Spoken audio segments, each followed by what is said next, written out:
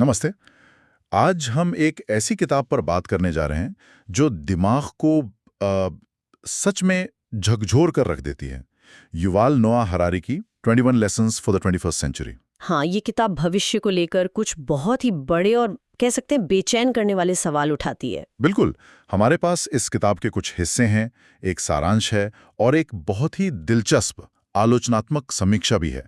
इन सबको मिलाकर हम ये समझने की कोशिश करेंगे कि हरारी आज की दुनिया के बारे में आखिर कह क्या रहे हैं। और वो जो सबसे बड़ा सवाल उठाते हैं वो ये है कि क्या हम इंसान, हमारा समाज, हमारी सोच, क्या ये सब 21वीं सदी की टेक्नोलॉजी के लिए अब पुराने हो चुके हैं? हाँ, ये सवाल बिल्कुल सही जगह पर चोट करता है। उनका पूरा तर्क इसी पर है कि हम एक बहुत ही बड़े बदलाव के मुहाने पर खड़े हैं।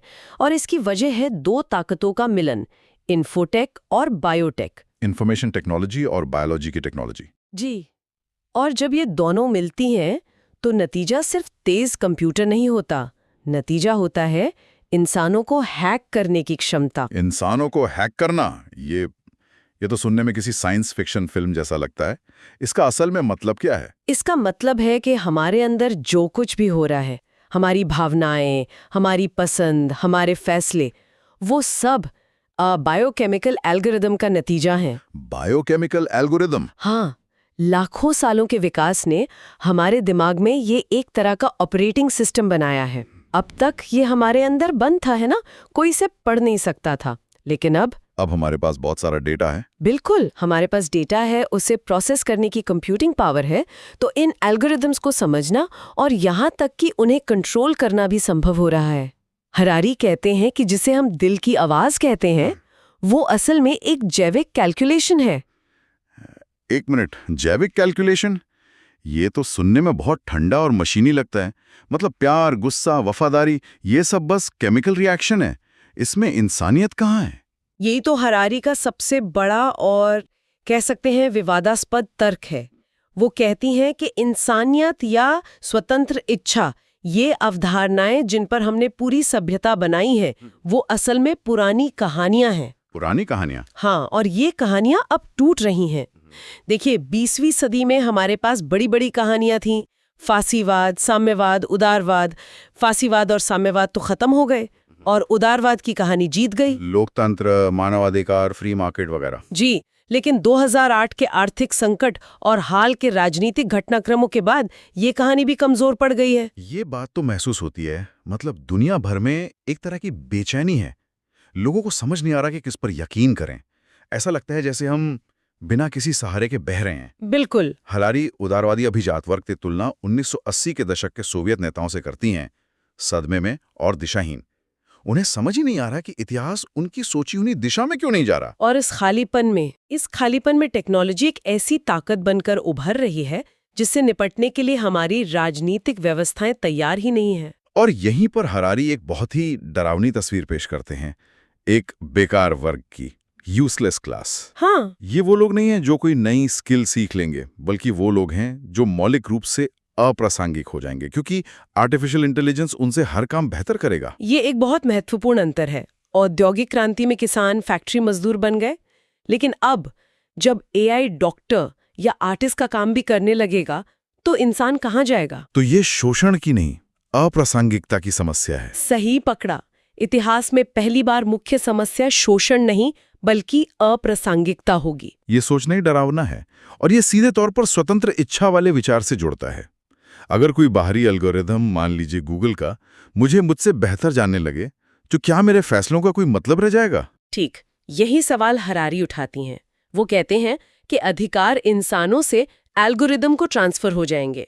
जब नेटफ्लिक्स को आपसे बेहतर पता है कि आपको कौन सी फिल्म देखनी है, तो आप धीरे धीरे अपने फैसलों से सौंपने लगते हैं। बिल्कुल। और ये सिर्फ शॉपिंग या मनोरंजन तक नहीं रहेगा, ये आपके करियर, आपके पार्टनर और आपके राजनीतिक विचारों तक जाएगा। स्वतंत्र इच्छा एक मिथक बन के रह जाएगी। हमारे पास जो आलोचनात्मक समीक्षा है वो उसे हरारी का पूर्ण नियतिवाद कहती है।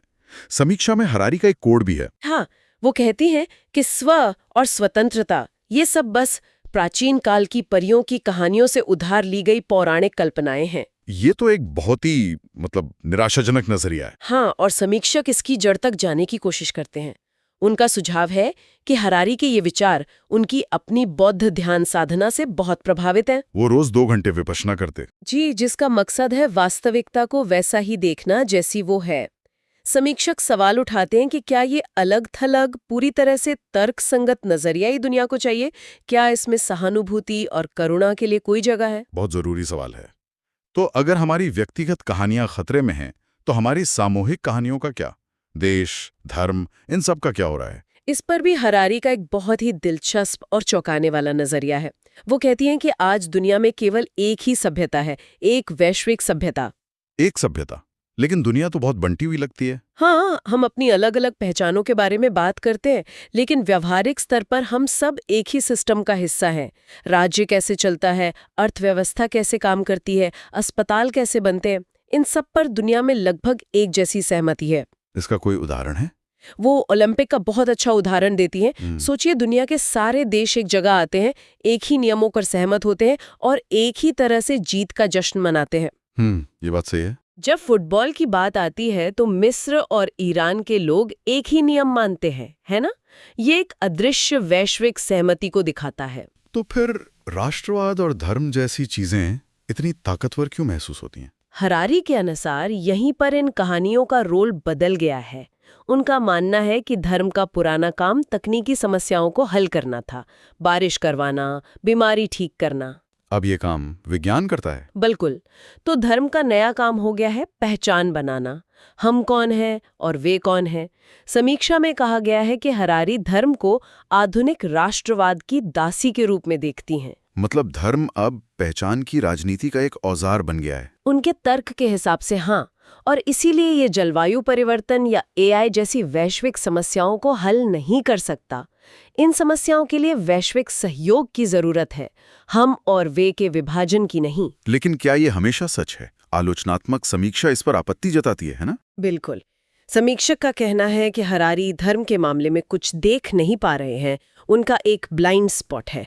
वो उन कट्टर रूढ़िवादी यहूदियों की तारीफ करते हैं जो सिर्फ धर्म ग्रंथ पढ़ते हैं, लेकिन वो इसे भक्ति जैसी व्यापक धार्मिक परंपराओं से नहीं जोड़ते। और समीक्षा एक बहुत ही उत्तेजक सवाल भी पूछती है। हाँ, वो पूछते हैं, क्या होगा अगर कोई धर्म खुद को राष्ट्रीय पहचान से अलग कर ले और सिर्फ बिना शर्त प्रेम का उपदेश दे?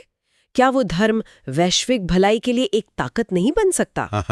अच्छा। ये सवाल उठाकर समीक्षक ये सुझाव देते हैं कि हरारी को अपनी ही सलाह माननी चाहिए कि हमें अपने पूर्वाग्रहों की लगातार जांच करनी चाहिए। ये कहानी और विश्वास का मुद्दा हमें हरारी की शायद सबसे प्रसिद्ध अवधारणा पर लाता है कि होमो सेपियंस एक पोस्ट ट्रुथ प्रजाति है। हाँ, और उनका दावा है कि हम हमेशा से ही पोस्ट ट्रुथ युग में रहे हैं।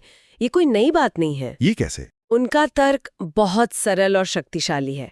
वो कहती हैं कि इंसानों की सबसे बड़ी ताकत है कल्पनाएं बनाना और उन पर सामूहिक रूप से विश्वास करना। जैसे पैसा? पैसा, राष्ट्र, मानवाधिकार, देवता, ये सब कल्पनाएं हैं। लेकिन जब करोड़ों लोग इन पर एक साथ विश्वास करते हैं तो वे दुनिया की सबसे ताकतवर चीज बन जाती हैं। इसी ने हमें बड़े पैमाने पर सहयोग करने में मदद की। उन्होंने फेक न्यूज और धर्म के बीच एक दिलचस्प तुलना भी की है। हाँ, वो कहती हैं कि जब 1 अरब लोग 1000 साल तक एक मनगढ़ंत कहानी पर विश्वास करते हैं तो हम उसे धर्म कहते हैं। और जब 1000 लोग 1 महीने के लिए एक मनगढ़ंत कहानी पर विश्वास करते हैं तो उसे फेक न्यूज कहा जाता है। बिल्कुल। ये तो नाजी प्रचार मंत्री गोयबल्स की उस बात की याद दिलाता है, 1000 बार बोला गया झूठ सच बन जाता है। तो आज की दुनिया में जहां हर कोई अपनी कहानी बेच रहा है, समाधान क्या है? हरारी का जवाब शिक्षा में है, लेकिन उस तरह की शिक्षा में नहीं जो आज दी जा रही है। वो कहती हैं कि अब बच्चों को सिर्फ जानकारी देना काफी नहीं है, हमें उन्हें 4 C सिखाने की जरूरत है। 4 C? Critical thinking, communication, collaboration और क्रिएटिविटी। आलोचनात्मक सोच, संचार, सहयोग और रचनात्मकता। जी, लेकिन इन सबसे ऊपर वो कहती हैं कि सबसे जरूरी स्किल है मानसिक लचीलापन, खुद को बार बार बदलने और नया रूप देने की क्षमता, क्योंकि 21वीं सदी में बदलाव ही एकमात्र स्थिर चीज होगी। ये एक बहुत बड़ी चुनौती है, लेकिन इससे एक और गहरा सवाल उठता है। अगर सारी बड़ी कहानियां, राष्ट्र, धर्म, यहाँ तक कि स्वतंत्र इच्छा सिर्फ कल्पनाएं हैं, तो फिर जिंदगी का मतलब क्या है? हरारी यहाँ एक और पारंपरिक विचार को तोड़ती हैं। वो कहती हैं कि जीवन एक कहानी है, यह विचार ही गलत है। ब्रह्मांड का कोई कथानक नहीं है, कोई स्क्रिप्ट नहीं है। तो फिर बचा क्या? अगर कोई कहानी नहीं है तो क्या है? वो बौद्ध दर्शन की ओर लौटती हैं। वो कहती हैं कि दुनिया में सबसे वास्तविक चीज है पीड़ा, सफरिंग। पीड़ा? हाँ, खुशी आती जाती रहती है, लेकिन पीड़ा एक सार्वभौमिक अनुभव है। वास्तविकता को समझने के लिए हमें अपनी पीड़ा को समझना होगा, सीधे, बिना किसी कहानी के पर्दे के। जब हम अपनी पीड़ा के स्रोतों को बिना कहानी के देखना शुरू करते हैं, तभी हम उससे मुक्त हो सकते हैं। और समीक्षक इसे सीधे हरारी के अपने जीवन से जोड़ते हैं, उनकी दैनिक ध्यान साधना से। बिल्कुल, वास्तविकता जैसी है वैसी देखने की उनकी कोशिश से। तो कुल मिलाकर हम एक बहुत ही चुनौतीपूर्ण दृष्टि के साथ रह गए हैं। एक ऐसा भविष्य जहां एआई हमें खुद से बेहतर समझता है, हमारी महान कहानियां नाकाफी हैं, और जहां जिंदा रहने का सबसे जरूरी कौशल है लगातार बदलना। हाँ, एक बेचैन करने वाली तस्वीर है, और स्रोत हमें विचार करने के लिए एक महत्वपूर्ण सवाल भी छोड़ते हैं, जिसे हरारी खुद अक्सर पूछते हैं। क्या? वो कहते हैं कि हर विश्व दृष्टि को ये सवाल पूछना चाहिए, इसने सबसे बड़ी गलती क्या की, इसने क्या गलत किया। और समीक्षा का सुझाव है कि ये एक ऐसा सवाल है जिसका जवाब हरारी खुद खास तौर पर धर्म के विषय पर दे सकते हैं। ये एक बहुत अच्छा बिंदु है। तो हमारे श्रोताओं के लिए अंतिम विचार क्या है? शायद सबसे उत्तेजक अंतिम विचार विज्ञान कथा के उनके विश्लेषण से आता है। हरारी का सुझाव है कि द मैट्रिक्स जैसी फिल्में असलियत को गलत समझती हैं। अच्छा, कैसे? उन फिल्मों में डर ये है कि हम एक बक्से में फंस जाएंगे, लेकिन हरारी कहती हैं, सच तो ये है कि हम पहले से ही एक बक्से में फंसे हुए हैं, हमारे अपने दिमाग का बक्सा, जो समाज और संस्कृति के एक बड़े बक्से में बंद है। जब आप एक मैट्रिक्स से बचते हैं तो आपको केवल एक बड़ा मैट्रिक्स मिलता है। वो कहती हैं, मैट्रिक्स से वास्तव में बचने का एकमात्र तरीका है अपने आप से बचना। ये एक अंतिम विचार है जिस पर मनन किया जा सकता है।